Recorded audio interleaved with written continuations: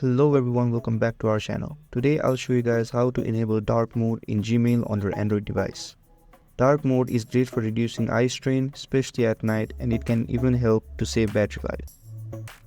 So step 1, open the Gmail app on your Android device. Make sure your app is updated. Next, tap on 3 horizontal lines or the menu icon in the top left corner to open the Gmail menu. From there, scroll down and select Settings.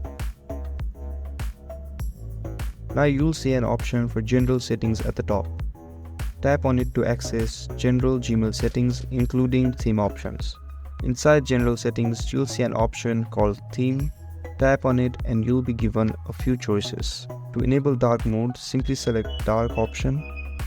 Once you choose it, Gmail will immediately switch to dark background with light text. And that's it. If this video helped you, don't forget to like, share and subscribe, and comment down below if there is anything else I can help you guys with. Thank you so much, and I'll see you guys next time.